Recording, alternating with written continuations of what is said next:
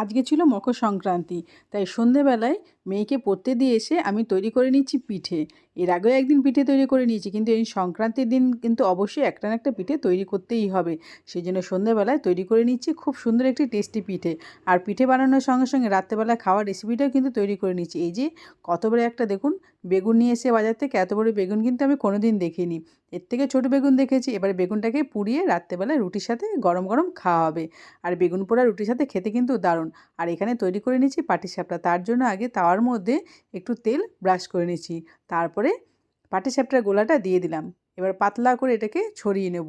আর এই শীতকালে পাটিসাপটা খেতে কিন্তু দারুণ হয়। এর আগে আমি বানিয়েছিলাম সন্দেশ দিয়ে, আজকে তৈরি করে নিয়েছি নারকেলের পুর দিয়ে। পাটিসাপটাটাকে ভালো করে ছড়িয়ে নিয়ে একটু সেঁকে নিয়ে এবার এর মধ্যে যে নারকেল আর গুড়ের পুর তৈরি করেছি সেটা এর মধ্যে দিয়ে বেশ সুন্দর করে ভাজ করে নেব। এইভাবেই প্রত্যেকটি পাটিসাপটা তৈরি করে নেব। দেখুন কত সহজেই পাটিসাপটাটা ভাজ হয়ে গেল, একটুও কিন্তু ভেঙে চুরে যায়নি। আর পাটিসাপটা তৈরি করার জন্য পাটিসাপটার ব্যাটারটাই কিন্তু ঠিকঠাকভাবে তৈরি করে নিতে হবে, তাহলেই কিন্তু একটাও পাটিসাপটা ভেঙে যাবে না। দেখুন এইভাবেই কিন্তু প্রত্যেকটি পাটিসাপটা তৈরি করে নেব। আর খুব সহজেই কিন্তু পাটিসাপটাটা উল্টে নিলাম। দেখুন বন্ধুরা, এইভাবে প্রত্যেকটি পাটিসাপটা তৈরি করে নিয়েছি।